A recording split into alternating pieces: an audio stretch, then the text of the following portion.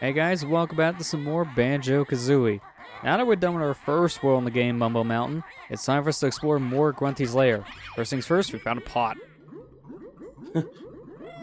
I activate Pot of Greed. With this card, I'm able to draw 2 cards from my deck. No, you're not, it's banned. What does Pot of Greed do again? It's banned, that's what it does. God, it is banned. Why is that card banned? I don't understand that. I think it's more or less just because it kept on wasting time in tournaments. Well, I guess it's because you get free two draws from your deck, and for free without having to do any sort of sacrifice or anything. Yeah, which kind of makes it a little OP in that sense too. Yeah. Anyways, hello, Brentilda. What a name. I've always thought that name was funny. What happened to you after this game, by the way? You just kind of disappear. Just like Tootie. Yeah.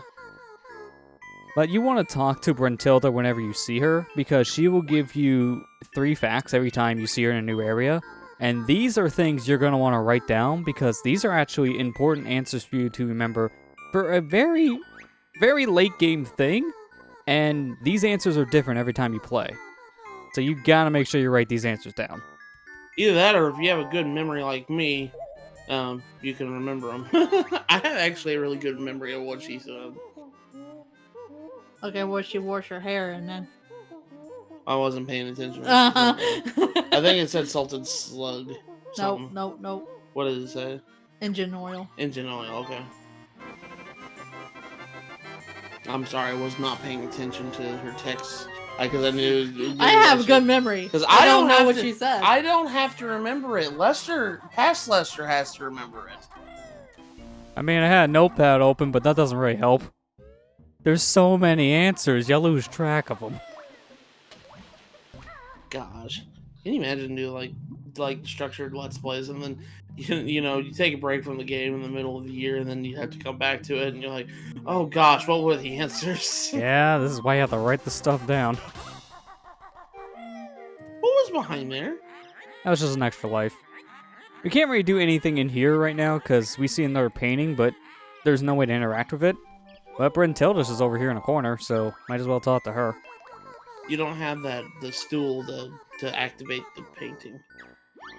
Yeah, this one's interesting because you see this painting early on, but that's actually the last world you explore properly in the game.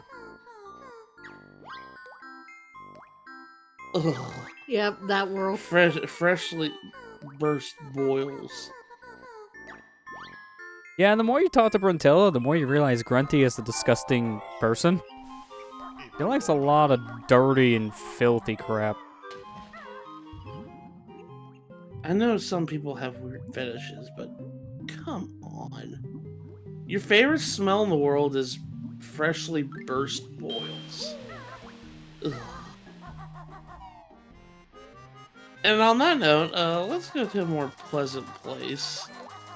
This is probably one of my favorite levels in the game. Mainly because of its aesthetic. I mean, that's good. It's one of your favorites because you're going to be coming back here a lot for one specific reason. And we'll get into that when we get to the set area. Oh, you're one of those people that goes for it right away. I mean, you might as well because just lure the shark out and just poop on him. Hi, Snackers. The Snackers can actually be killed. It just takes a couple of eggs, but he will eventually die. Sometimes when you're attacking him, he will fade away, because if you're on land, he will disappear after a while. But luckily, the damage you do to him, it stacks, so when he comes back, he's still weak. I didn't even know you could kill Snackers. You didn't? No. Well, I learned something new today. I mean, he's not going to be dead forever, because he will appear again if we just wait a while. Yeah. Well, I mean, like, I didn't know you could even attack him. Like, literally, I just didn't know you could do that. Yeah, the only thing that hits him really is eggs, so I don't blame you for not knowing. I didn't know that for a couple years as well. Because I tried as a kid to attack him with, like, Kazooie, for example, and it just didn't work. So I thought, alright, well, I guess this guy won't be killed. I actually don't like killing him because I like to keep him around just because some of the things he says is funny to me. Yeah. You like Like cheese and crackers, I'll be right there or something like that. Yeah. I like the Smackers' text too. He's the only one I like in the game, though. That's like a fish, like thing. Or like a monster that comes over and tries to eat you. Yeah. The others can just go away. Hi, Yeah. Jinjo. So we're getting red feathers. That's another power-up thing that we're gonna get here. Actually, right now, because you found where bottles is about. Well, not right now. You're just completely just ignoring bottles right now.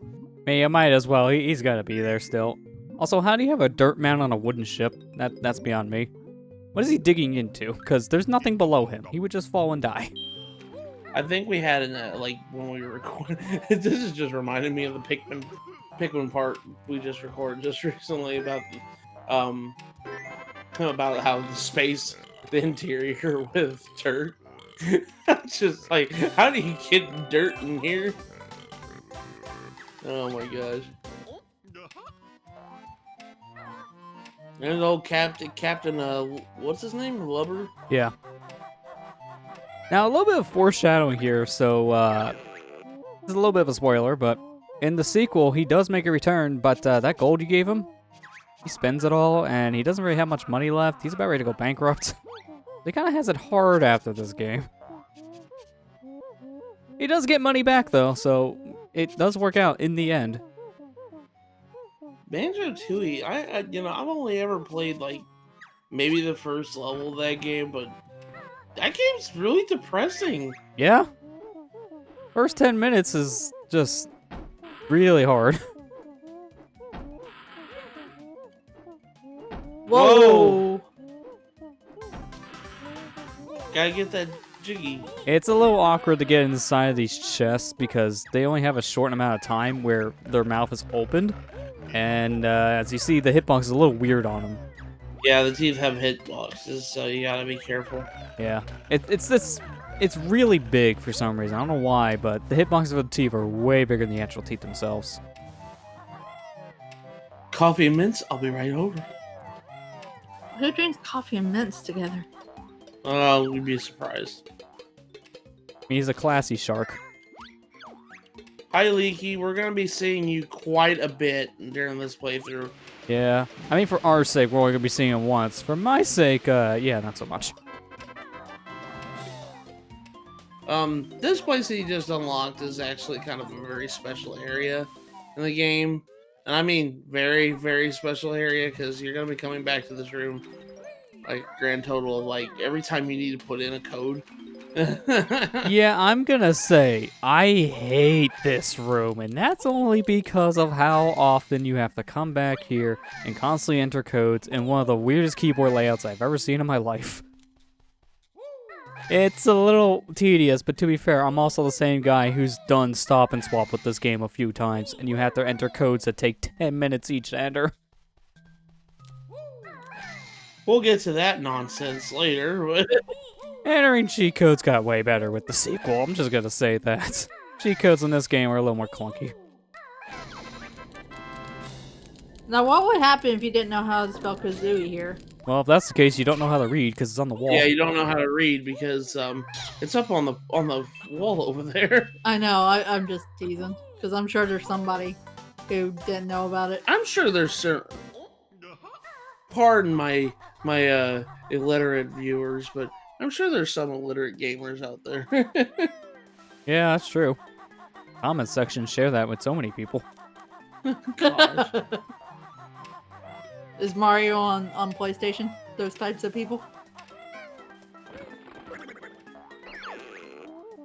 There is our second move we can learn in this world, the shock jump spring.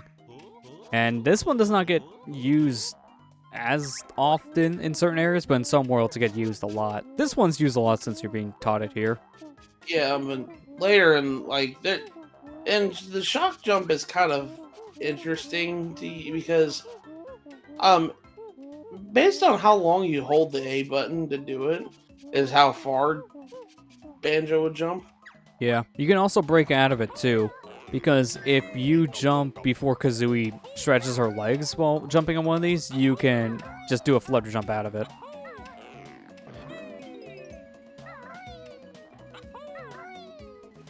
Yeah, this move is very non-useful at times. It really depends, yeah.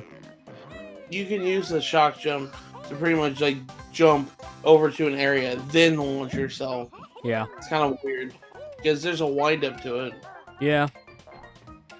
I can't remember, but I don't even think this is a thing in the sequel, because they replace this with a whole power-up in that game for Kazooie, which you don't get until World 6.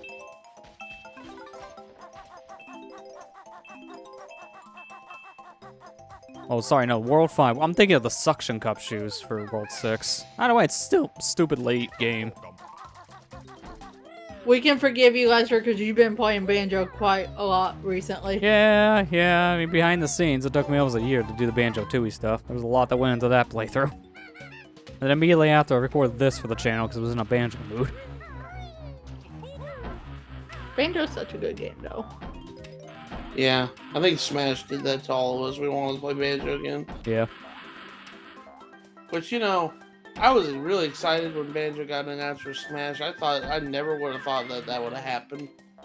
But upon actually playing, I don't really play Banjo that much, even though I love him. Yeah, cool he's in the game. It just sucks that he isn't good.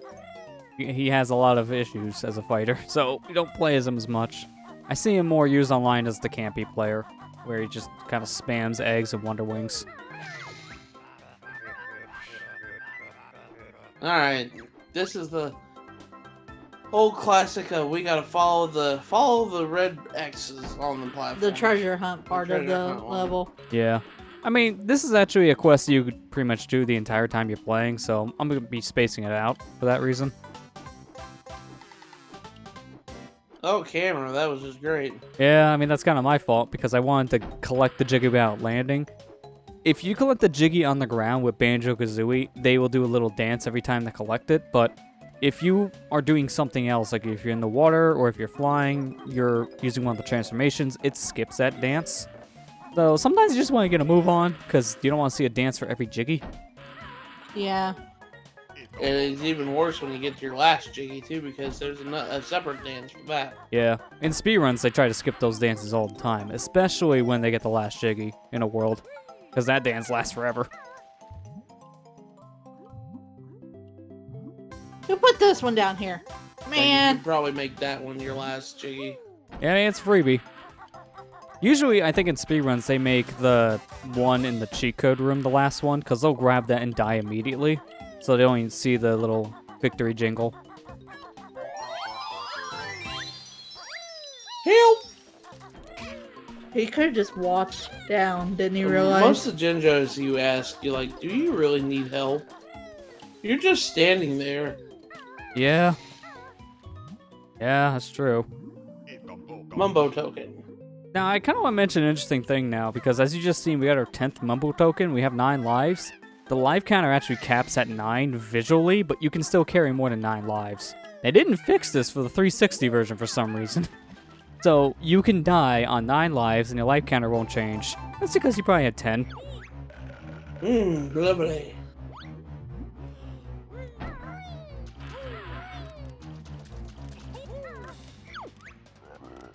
Okay. Hey, Nipper. Some of the names in this game, just like, oh my gosh. Yeah. They have some dirty minds at Rare. Obviously, because look at Conquer. Yeah. Oh, game is just 15-year-old's mind going wild. I still think that game is really funny, though. Yeah. It's fun. It is a little difficult in a lot of areas. Mainly when you're like halfway through the game, it gets kind of stupid hard. Yeah. I still need to play it eventually. I want to play the Xbox port of it, because I have that as well, but I haven't tried it. Since it does change up a decent amount of the game. I've heard in some ways it makes the gameplay better. And in some ways it doesn't. Oh my gosh, crabs! This is not how I want to get crabs. Get out of here. I want to eat them. I don't want to be eaten by them. I know I ordered the crab ragu, but come on, eh? Anyone order crab legs? Well, here, let me put the crab legs on your legs. Wait a minute, I have a question. You know, he lived inside that shell. What was those 2 crabs doing inside there, inside him? Dinner. They had a symbiotic relationship. Well, that's kind of what I'm saying. I'm just saying the big creature was just a cannibal and ate the crabs. They weren't fully digested yet. I was trying to be at least a little bit G-rated with that. I mean, you think this game gets G-rated? They kind of go explicit in some areas. I don't know. That's not. I mean, this game is at least, a G-rated compared to, Conquer, which is not G-rated at all. I don't know. How your nuts is in this game. Oh, yeah. Ah, you'll never find me now. No. Never. Never find you. Are you sure about that? My thoughts exactly. Are you sure about that? I love that meme so much. That was a nice choice, Lester. Hey, what do you expect? You'll never find me. I mean, just like 3 inches to the right. Found you. John Cena. As much as everybody memed him up whenever when he was wrestling, he was actually, I really liked John Cena because he took it in stride. Yeah, he embraced it. Yeah. Like, I see those memes every now and then. It's just like, it's a picture of John Cena doing something. It's like, why is it that I can't find? And why is that cup floating by itself? Because, the joke's like he says he can't see him. So, every picture of John Cena is basically him invisible. Yeah.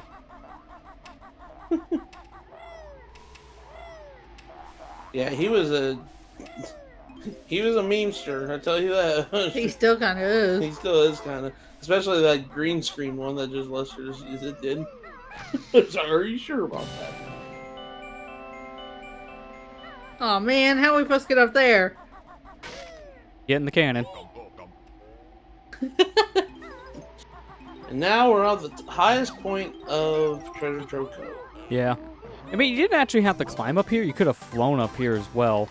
But there's just a lot of notes scattered around, and there's a Jinjo down the tree, so it's better off just to climb up here. Especially because of that one stupid note, all by itself, in a cave that leads up to the section. Hate that note. Hate it so much. It's always the one you miss. You always forget it's there. Always the last one that you miss. I always forget. Why I specifically go on my way to go from the bottom entrance upwards, so I remember the note. Oh yeah, Lester's doing a trick. Yeah, you suffer fall damage in this game really, really bad. Yeah. Like if you fall like not even like that high up, Banjo will take a lot of damage. Well, there's a trick where if you do a ground pound move, and you jump when he's finishing the animation, he falls during that last part of the animation. You don't take any fall damage. Yeah, it's a really helpful thing, although it didn't matter there, because I hit a slope and that cancels it out. But if you're in the falling animation from doing your ground pound, and you're T-posing like that in the air and you fall on the ground, Banjo won't take any more fall damage. This also works in the sequel, too. But it's a crucial thing to do in a lot of areas, and kind of like both this game and Tui. Although it's not as big of a deal in Tui, because you do unlock a cheat code later on called Fall Proof, which kind of does the same thing. Yeah. But, yeah, that's definitely in this game, that's probably the most important, like, I guess, abuse of a animation, I guess? Yeah, I mean, you're definitely going to be abusing in certain worlds a lot. Oh, the first thing that's coming to my mind is the very last world. Yep. Definitely need to use it there. Yep.